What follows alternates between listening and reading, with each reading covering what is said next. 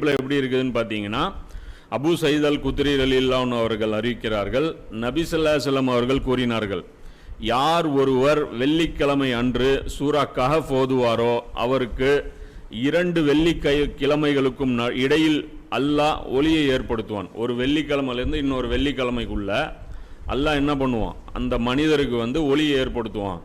இப்போ ஒளியை ஏற்படுத்துவோம் அப்படின்னா அதான் சொல்கிறோம்ல, இந்த ஒளி இந்த வெளிச்சம் அப்படின்னா நம்ம எப்படி கணக்கில் எடுத்துக்கணும், எது சரி எது தப்பு அப்படிங்கிறத அந்த புரிதல் இருக்குல்ல, அதை அல்லாஹ் ஏற்படுத்துவோம். அந்த எவ்வளோ நாளைக்கு அந்த பிரெயினுடைய அந்த ஷார்ப்னஸ் இருக்கும் அப்படின்னு பார்த்தீங்கன்னா 1 வீக்குக்கு தான் இருக்கும். இப்போ மறுபடியும் அந்த சூறா ரிப்பீட்டடாக நம்ம படிக்கும்போது தான் மறுபடியும் அந்த பிரெயினுடைய ஷார்ப்னஸ் இருக்கும். இதை படிக்கிறத நிறுத்திட்டோம் அப்படின்னா பிரெயின் மழுங்கி போயிடும், வேலை செய்யாது. அப்போ நடக்கிற நிகழ்வுகளுக்கு காரணம் புரியும். இப்போ இந்த ஹதீஸ் பொறுத்த வரைக்கும் பார்த்தீங்கன்னா ஹாக்கிமில் 3392, மிஷ்காத்தில் பார்த்தீங்கன்னா 2175வது ஹதீஸாக இது இருக்குது. அப்போ இந்த சூறாவுடைய முக்கியத்துவம் புரிஞ்சிருச்சா? தஜ்ஜாலுடைய ஃபித்னாவுடைய ரிலேட்டடு இறுதி காலகட்டத்தில் ஒளி தரக்கூடியது.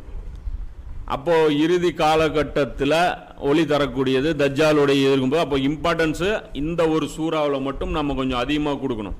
ஏன்னா மறுமை நாள் நெருக்கம் ஆக ஆக இந்த சூறாவுக்கு வெயிட்டு கூடிக்கிட்டே போகும். இப்போ இந்த சூறாவுடைய காலகட்டம் சிம்பிளாக பார்த்துருவோம். எப்போ இறங்கிச்சு, நபி ஸல்லல்லாஹு அலைஹி வஸல்லம் அவர்களுடைய காலத்துக்கு இது எப்படி ஃபிட் பண்ணாங்க அப்படிங்கும்போது இந்த சூறா எப்போ இறங்கிச்சின்னு பார்த்தீங்கன்னா பனி இஸ்ராயில் சூறா இருக்குல்ல 17வது அத்தியாயம், அதுவும் இதுவும் ஒரே பேரலாக இறங்கின சூறா. இது 2 ஜோடி சூறா.